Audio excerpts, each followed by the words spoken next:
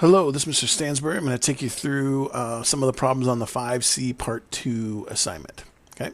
First one we're going to take a look at here is number 9. Find K, given that the following are consecutive terms of a geometric sequence. Okay. It's important to know that this is a geometric sequence because we know with geometric sequence, we know that this divided by this will give us our R, and also this divided by this will also give us our R. Right? So like maybe an easier example would be, let's say if we had, say 1, let's do something a little nicer. Let's see 2, and then let's say if we multiply it by 3, we get to 6. Multiply it by 3, we get to 18, right? We know that 6 divided by 2 is 3, and we know that 18 divided by 6 is also 3. So what we say is we know that 6 divided by 2 has to equal 18 divided by 6. This 6 divided by 2 has to equal 18 divided by 6. So we can set ourselves up a little ratio here. Okay, same idea here. 3K divided by K has to equal 54 divided by 3K. And now we simply just cross multiply. So 3K times 3K is 9K squared. And then equals 54K. Right? So let's do this. Let's divide both sides by 9 first. And that gives us that K squared equals 6K. Right? So here's what's really tempting. You want to say, oh, hey, I can divide a K out by both of those. You could, but as long as you knew that if you divided a K up by both of those, then 0 would have to be one of your options, then that's fine. Okay? So really what I like to do here, unless I get, like say K squared equals 6, if I get K squared equals like a 6K or anything else with a K, or I get, yeah, really pretty much this is the only case here. I like to move them both to the same side. K squared, let's see, subtract 6K. So we get K squared minus 6K equals 0. And now I factor a K out so I don't lose my K. If I factor a K out of that, I'm left with K minus 6 equals 0. And then that's our good old null factor law, right? So something times something else that equals 0, either K has to equal 0 or K minus 6 has to equal 0. Add 6 to both sides, and we get that K has to either equal 6 or 0. So it could be either or. Now what we have to do is we have to check those. We have to plug those back in and see if they work, okay? So if we plug in, let's do this. K equals 0, we'll plug in with red here. So that would be 0, 3 times 0, and 54. So that would be 0, 0, 54. That does not work. So K equals 0 is not an option. Okay? So then what we can do is maybe plug in 6 in for that. So we'll do that with, say, green here. So we'll do 6, 3 times 6, and 54. So we get 6, 18, 54. Guess what? 6 times 3 is 18. 18 times 3 is 54. So then 6 works, but 0 does not work. So our one answer for this is going to be K equals 6. Okay? For C, we want to do the same idea over here. So we're going to do K over 7 has to equal 28 over K. So now we get that cross multiply, and we get K squared equals 7 times 28, whatever that is. Let's calculate that out. So we will do 7 times 28, and we get 196. And then to figure out what K is, we're going to just square root.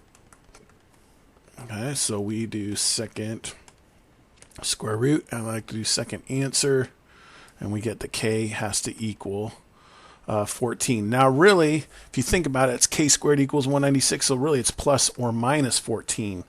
So we want to double check both of those and see if one of them work, if both of them work. So we know this. Let's do this. We know that K equals negative 14 or oops, here we go, or we know that k equals positive 14. So let's try both of those out and see if it works. So we've got 7, negative 14, 28. Let's check our ratios, see what happens. Negative 14 over 7 gives us negative 2. And then 28 over negative 14 also gives us negative 2. So k equals negative 14, that works. Okay, with the k equals positive 14, we get 7, 14, 28, right? So we do 14 divided by 7 gives us 2. 28 divided by 14 also gives us 2, so both of these will work out. It's either going to be negative 14 or positive 14. Okay? All right. Okay, let's take a look at find the general term u sub n of the geometric sequence, which has u sub 3 equals 8 and u sub 6 equals 1, negative 1. Okay, so whenever I get these problems here, I like to do this. So we've got, we've got n here, and we've got first term, second. I want to go all the way up to 6. 3, 4, 5, 6. Okay, so I know that my third term is 8 and my sixth term is negative 1. I know for this formula here, I need to know what u sub 1 is, and I need to know what my common ratio is. Right now I don't know either of those, but I can figure it out with this chart. And I don't have to memorize any formulas for it either, besides having this one, but you get that one, so that's okay. So here's what I know. If I take 8 and I multiply it by the r, that will give me the fourth term. If I multiply that by another r, that'll give me the fifth term. If I multiply that by another r, that gives me the sixth term. So I know that 8 times r times r times r, which is r cubed, is going to equal negative 1, right? So I'm going to solve this thing for r. Divide both sides by 8. R cubed equals negative 1/8. So I've got to take the cube root of both sides here. It's going to give me r equals, and we can separate this out to do the cube root of negative 1 over the cube root of 8. Okay, so in this case, cube root of negative 1 times negative 1 times negative 1 gives us negative 1, so that's negative 1. And then 2 times 2 times 2 gives us 8. So our r is going to be negative 1/2 for this here. So r is negative 1/2 or 0.5, whatever you want to call it. I like decimals more than fractions. Okay, so if we are multiplying by negative 1/2 going this way, then guess what? Going this way, we're going to divide by negative 0.5. Oops, that's not easy to see there. Let's get rid of that. So our rate is negative 0.5. So we're multiplying by negative 0.5 going this way. So going that way, we're going to divide by negative 0.5. So divide by negative 0.5. Okay, so if we take 8, and divide it by negative 0.5, that's going to give us negative 16, right? And then we're going to divide by negative 0.5 again. So we take negative 16 divided by negative 0.5, and that gives us 32. So now we know that our first term is 32. Okay. Since it was so close, I figured I'm just going to divide by negative 0.5 each time instead of setting up an equation like this. I figured it'd just be faster that way. Usually with these here, you're not going to get super big numbers there because it gets pretty out of control pretty fast, depending on what number you get for your common ratio. Okay. So now that these are the two important pieces that we need, u sub 1 and the common ratio. So now we simply write our formula. U sub n is going to be 32 times negative 0.5 to the n minus 1. And remember, do not multiply those two. Just leave those apart. That's our general term. Okay. Last one we're going to take a look at is number 12. Find the first term of the sequence, 2, 6, 18, 54, so forth and so on, which exceeds 10,000. So what we're going to want to do is come up with the general term formula for this. So A We need u sub 1, and we need the common ratio. Okay, same thing with C. We're going to need the u sub 1 and the common ratio. All right, so for A, our u sub 1 is 2, and then our ratio, we say, we can just simply, to figure out our ratio, we can do 6 divided by 2 gives us 3, right? 6 divided by 2 gives us 3. 18 divided by 6 also gives us 3, so I'm feeling pretty good that our common ratio is 3. Okay, so now plugging that into our u sub n, we get u sub n equals 2 times 3 to the n minus 1. Okay, it's really important to be able to have our formula so that we can actually figure out when the first term of the sequence is going to exceed 10,000. Okay, so now that we have our formula, we're going to take this 10,000 here and we're going to plug it in place of u sub n. So we're going to have 10,000. When does 10,000 equal this series here? This sequence, sorry. 2 times 3 to the n minus 1. The first thing you need to do is divide both sides by 2. We got to get rid of this 2 right here. So 5,000 equals 3 to the n minus 1. Okay, and now with this, you can either do, you can plug this into your graphing calculator and find, like, plug 5,000 in for one of them and 3 to the n minus 1 in for the other one. But that's going to be, you're going to have to really mess a lot with your window to figure out what the solution to this is. So I'm just going to do logarithms because I think that logarithms, especially with these bigger numbers here, is going to make this a lot easier. Okay, so the long way is take log of both sides. 5,000 equals log 3 to the n minus 1, right? And then this n minus 1, once you take the log, remember that can pop out front. So it's log 5,000 equals n minus 1 times log 3. So to get that n minus 1 by itself, we divide both sides by log 3. So we get n minus 1 equals whatever log 5,000 divided by log 3 is. So we'll do log 5,000 equals, divide by log 3. And we get 7.75 we'll go with. And then we got to add 1 to both sides. Right? So we get that the nth term on this is going to be 8.75. Now, we cannot have an 8.75 term. So we want to know when it exceeds 10,000. So that means when it's bigger than 10,000. So we have to take this number to the next biggest number up. So that means n has to equal 9. So it's going to be the 9th term. So it says find the first term of the sequence which exceeds 10,000. That's going to be the 9th term. So if we actually have to find that term, we're going to have to plug 9 in to our formula, right? Okay, so that means we would do u sub 9 is going to equal, let's see, where'd our formula go? Here it is, right here. Right, so u sub 9 equals 2 times 3 to the 9 minus 1. So u sub 9 is going to be 2 times 3 to the 8th. So we're just going to plug that in. 2 times 3 to the 8th power, and we get 13,122. Okay, and that's what we want to end up with for that. So this is the 9th term. Since they're actually saying find the term, this is the term. This is not our final answer, so I probably should not have circled that, but that's what's going to help us find our final answer, which is this one right here. Okay.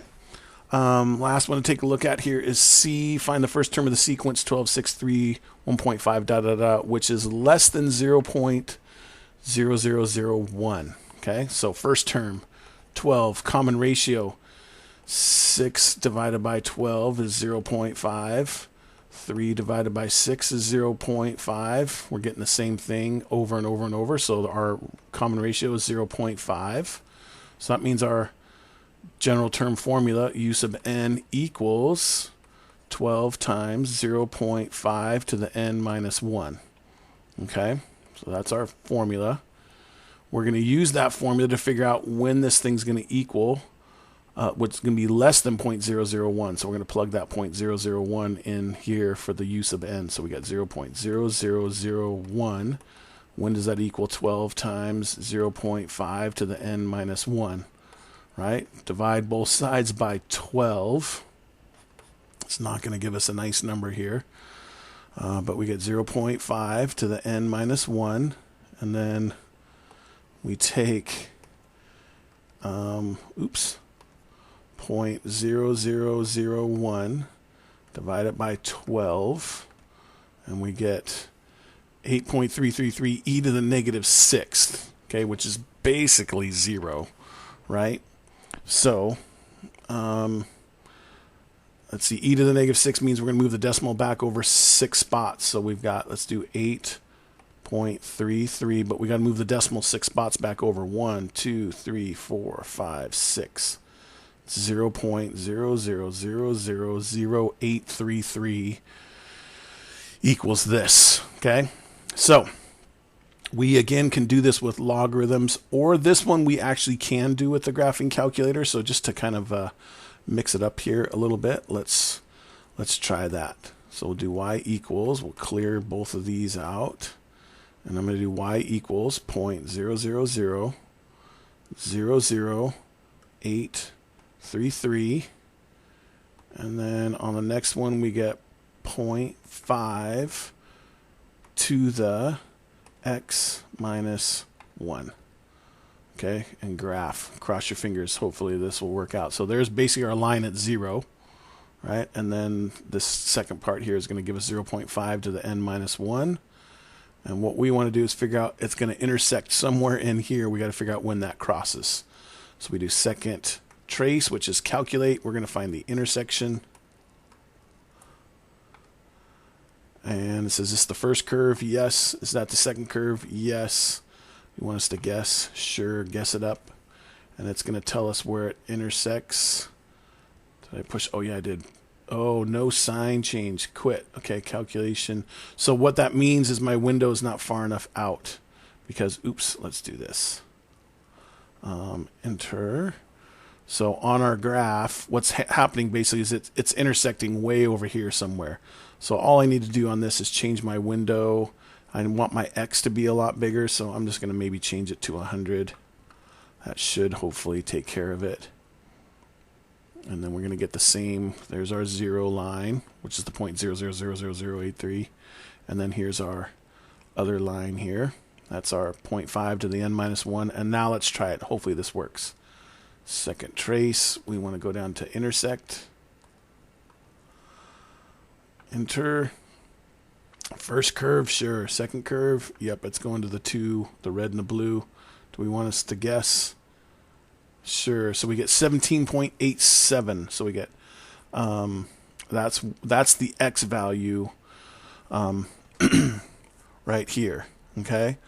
So 17.87 for our X is where these two graphs are going to meet. So it's the 17.87th term is when it will equal 0.0001, but we want to know when it's less than, oops, we want to know when this is less than 0.0001, so that means it's got to be a little bit more than that, so that means it's going to have to be the 18th term, right? So we're going to have to plug 18 in for this n right here. So we would have to do u sub 18 equals 12 times 0.5 to the 18 minus 1. So the 18th term is going to be 12 times 0.5 to the 17th power. Okay, so we will do that on our calculator. 12 times 0.5 to the 17th power, and that gives us so let's do 9.16. U sub 18 equals 9.16, but that was e to the negative fifth, so we got to move this over 5 spots. 1, 2, 3, 4, 5. So it's 0.000916. Okay, And that is the first term that's less than 0.0001. So there's our 00009 instead of 10. Okay, so that's that one there. Okay, so that's all we have for the 5C Part 2 assignment. If you have any further questions on this or anything else on the assignment, please feel free to ask. Thanks.